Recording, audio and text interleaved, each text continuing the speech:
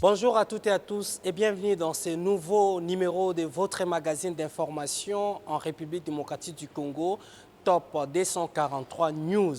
Nous sommes le lundi 28 septembre 2020 au niveau de l'Assemblée nationale où les députés et sénateurs se sont réunis pour plaider auprès de l'UNESCO, inscrire le programme de la culture musicale congolaise, la rumba.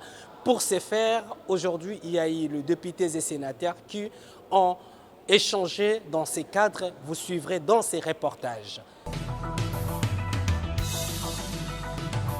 Collectif des parlementaires culturels, la Commission nationale pour la promotion de la rumba nous a fait l'honneur de cette visite pour que nous fassions le point sur l'état d'avancement de la candidature de la rumba congolaise sur la liste représentative du patrimoine universel de l'UNESCO.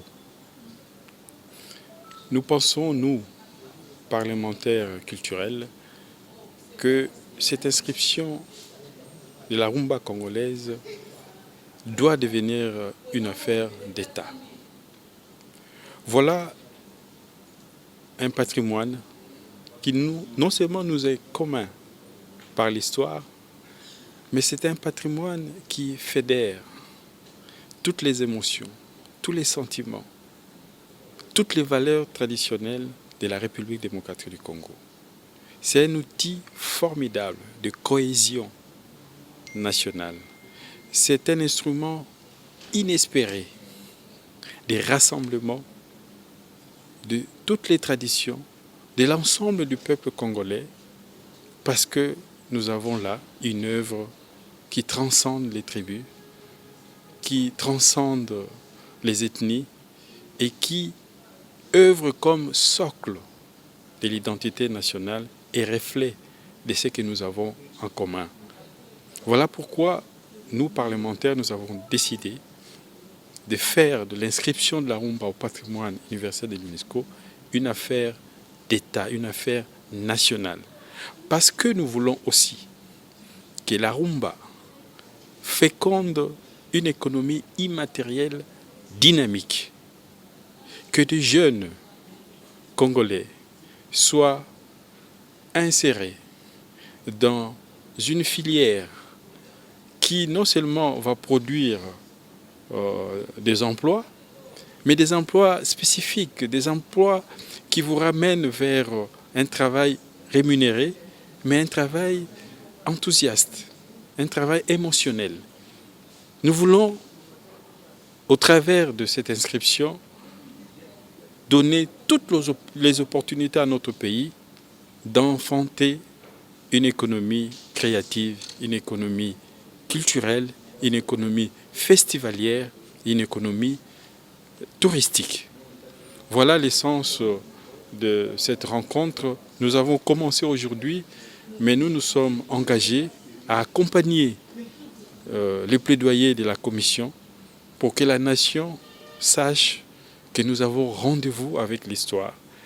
Peut-être l'année prochaine, au mois de mars, et notre œuvre commune sera élevée au niveau du patrimoine mondial. Nous sommes en phase de plaidoyer pour la candidature de la rumba congolaise sur la liste représentative du patrimoine culturel immatériel. Le combat est un combat de solidarité. Et dans une des recommandations que nous fait toujours l'UNESCO, c'est qu'il faut que l'État puisse se sentir impliqué, puisse manifester son implication.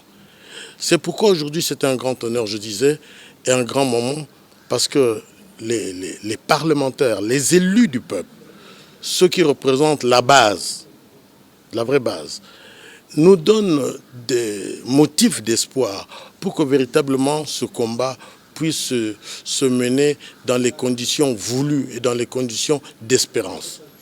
Et donc, je ne peux que répéter ce que l'honorable Moumeng a dit. Autour de la rumba, il y a tous les atouts pour que du point de vue culturel, oui, du point de vue sociologique, du point de vue intellectuel, mais du point de vue de la cohésion sociale, nous puissions nous retrouver tous, que nous parlions le même langage, qui est le langage de la paix et le langage de l'avenir. C'est pourquoi nous sommes engagés à pouvoir mener ce combat-là, mais avec la République du Congo en face. Parce que ce combat que nous menons, la candidature, est un combat commun, solidaire. Avec la République du Congo en face, nous avons eu un long chemin à faire depuis avec les experts. Nous nous sommes réunis souvent avec le Congo-Brazza. Nous nous réunissons ici aussi pour que véritablement toutes les couches de la société puissent être autour de nous pour que la victoire, si on peut dire, sur la candidature soit une victoire certaine. Voilà un peu ce que je voulais dire et je termine vraiment en exprimant ma gratitude au nom du comité, directeur de la commission, ma gratitude à tous les députés culturels qui nous ont accompagnés et qui nous encouragent à aller plus en avant. Très chers fidèles internautes, très chers fidèles téléspectateurs du programme Top 243 News, une nouvelle formule, une nouvelle façon de vous informer en temps réel en République démocratique du Congo. Vous avez certainement compris que nous vous avions présenté comment les sénateurs et députés ont plaidé auprès de l'UNESCO pour inscrire le programme de la culture musicale congolaise dans son système. Ils se sont succédés, chacun a donné son point de vue. Merci pour votre fidélité. Restez branchés, partagez, aimez, abonnez-vous sur notre chaîne Entrepreneuriat TV. Merci pour votre fidélité. Restez branchés pour toutes les informations en temps réel et à toute impartialité sur Top 243 News. À nous revoir très bientôt.